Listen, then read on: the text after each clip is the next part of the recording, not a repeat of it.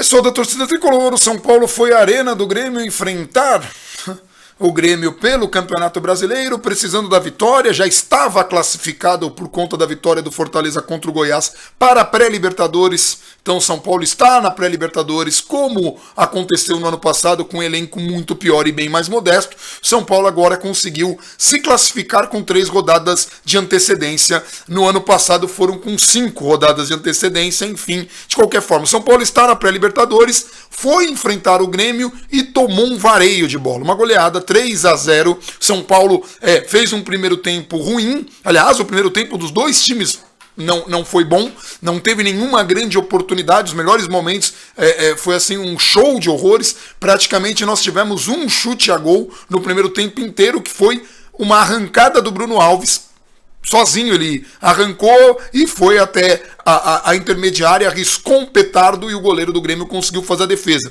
O Grêmio chegou algumas vezes, mas nenhuma com muita objetividade ou com muita clareza. O São Paulo estava muito perdido. São Paulo que foi com Thiago Volpi, Juan Fran, Arboleda, Bruno Alves, que foi um dos poucos destaques nessa tragédia, nessa coisa perdida que São Paulo é. Reinaldo, Luan e Daniel Alves, Igor Gomes, Antony, Vitor Bueno e Pablo na frente, que foi o pior jogador do São Paulo de novo. Então, primeiro vamos falar do Pablo. Antes de falar da catástrofe de Fernando Diniz, vamos falar do Pablo. Pablo está fora de forma desde a segunda contusão dele. Ele não conseguiu fazer uma partida que justificasse a titularidade ainda. Foi um grande investimento do clube para o começo do ano. No começo do ano estava jogando bem, teve as contusões, voltou visivelmente fora de forma, está sem ritmo, sem tempo de bola, não tem condições de jogar, errou tudo que tentou, foi muito mal, jogou isolado, tinha dificuldades de trocar passe, tinha dificuldades de correr. O Pablo, que tem como característica muito mais aquela marcação na saída de bola adversária, não tinha pernas para fazer isso,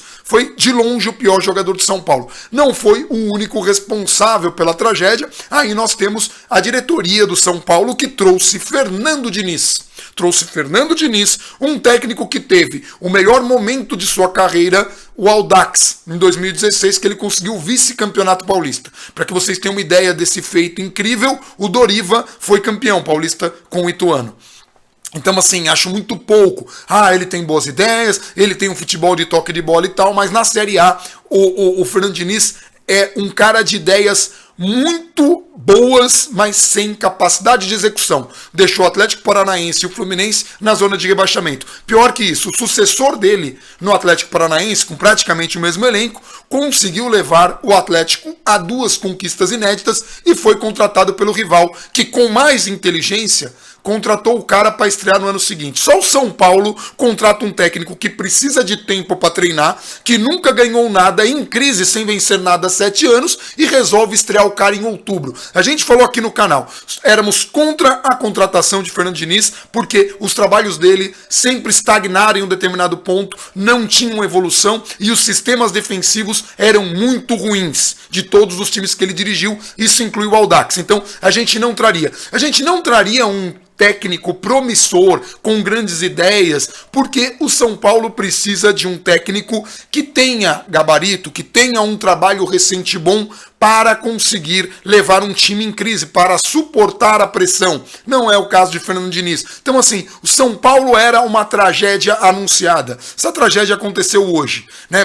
Perdeu de 3-0, mesmo classificado para a pré-Libertadores, dificultou o seu caminho, precisa agora jogar com o Inter um empate ou uma vitória, vai jogar em casa, vai precisar se recuperar. O Fernando Diniz, quem diria, tomou o 3º cartão amarelo, então ele não dirige o time contra o Inter, deve dirigir um técnico da base, mas o São Paulo é essa bagunça. Então, falamos de Fernando Diniz, aí vamos falar dos jogadores.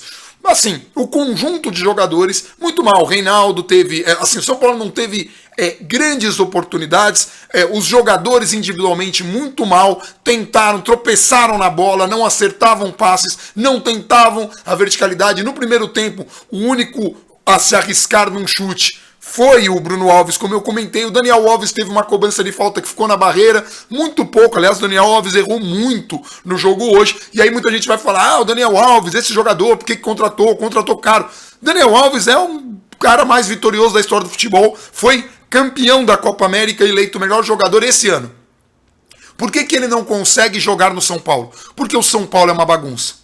É uma bagunça. O São Paulo assim, um conjunto, é uma administração muito ruim. A administração do Leco é muito ruim. E também do Raí, o diretor de futebol, que eu tenho muito medo de sair e entrar um cara ainda pior, porque o Leco tem uma capacidade incrível de fazer as escolhas mais erradas. E é uma diretoria incapaz de autocrítica.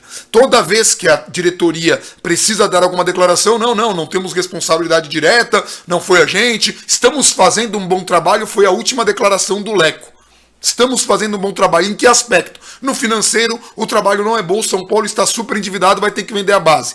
Contratou o Daniel Alves esperando investidores que não consegue achar. São Paulo é aquele time que conta com, vai vender o tal jogador, não vende.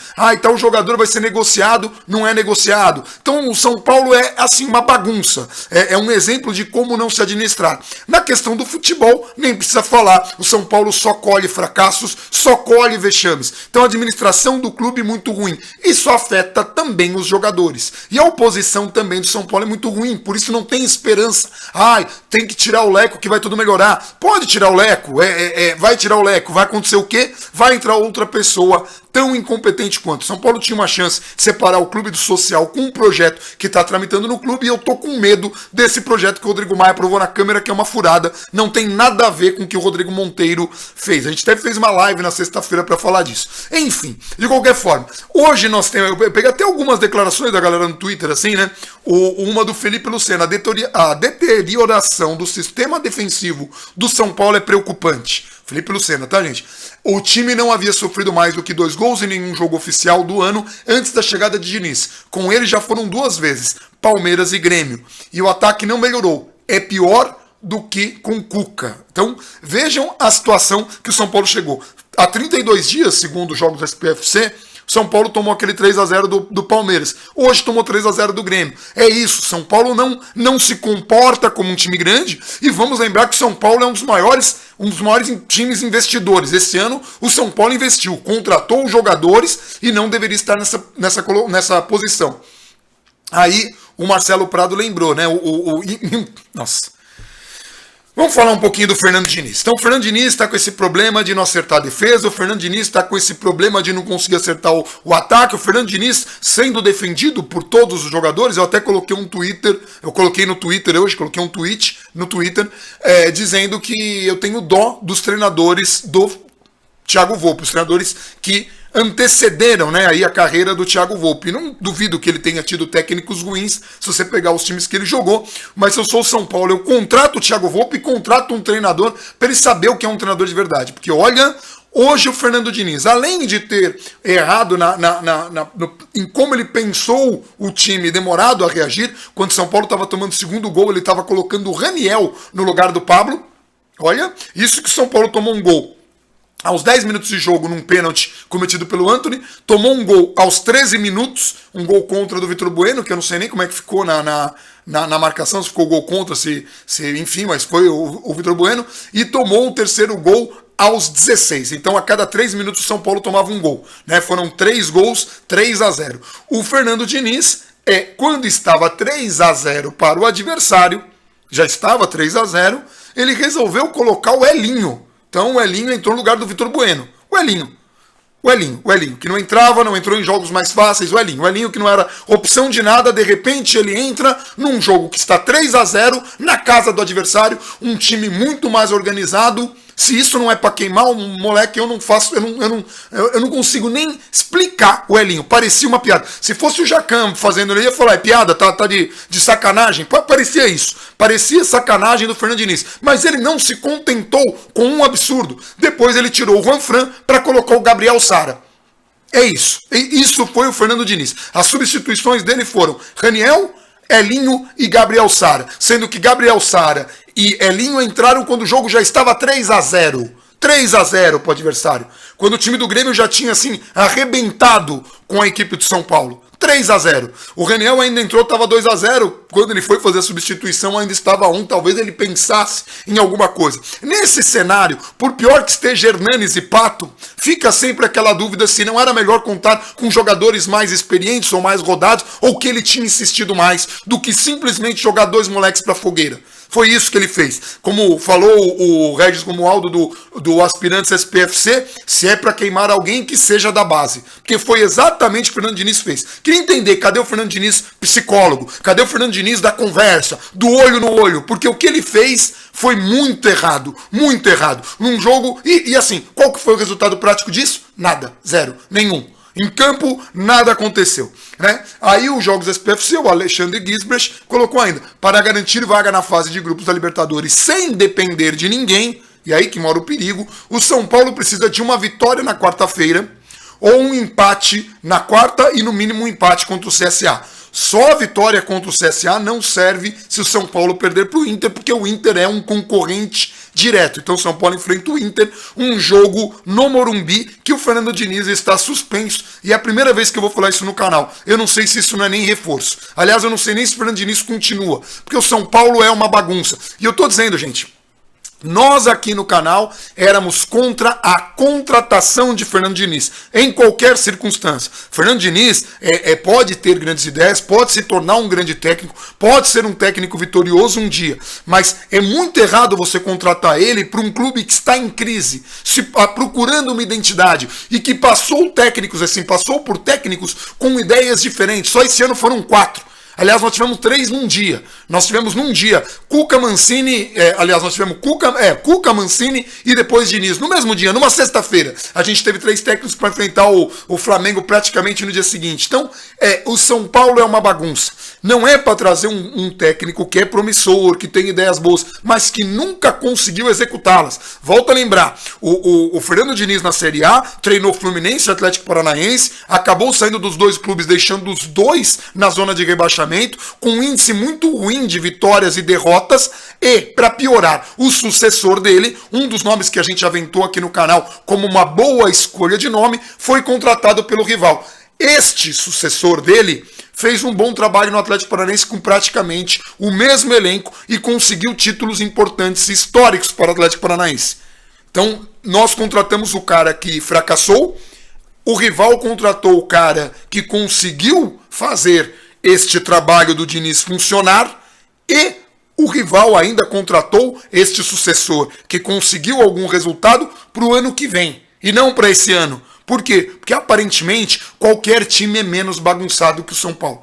Qualquer time. Eu não sei o Santos, que o Santos também está prejudicando bastante o Sampaoli, mas pelo menos escolheu o Sampaoli e segurou ele até o fim. O Santos que está na vice-liderança isolada do campeonato por conta da derrota do Palmeiras. O elenco do Santos, no papel, é pior que o do ano passado, treinado por Cuca. Cuca foi a escolha do São Paulo, que esperou 2 meses. Vocês conseguem entender o quanto a diretoria atrapalha? E daí, assim, sim, os jogadores estão mal. Dani Alves está mal? Está. Mas um jogador que vinha jogando bem não consegue jogar na bagunça. Ninguém consegue jogar nessa bagunça. O Hernanes, a gente não consegue recuperar a forma física dele. Há 1 ano e meio ele era um jogador de destaque no Campeonato Brasileiro. Por mais que ele caia, não é possível que caia tanto. O Pablo volta de uma contusão, um horror. Não se reconhece o jogador do começo do ano. Não que fosse um gênio, não que fosse brilhante. Não é isso daí. O Pato não entra, e a gente sempre critica assim o Pato aqui, mas nessas condições, nas condições que se apresentaram hoje, enfim, aí o Gabriel Perecini, que está lá no Rio Grande do Sul, não sabemos se ele vai conseguir voltar de avião ou de ônibus, porque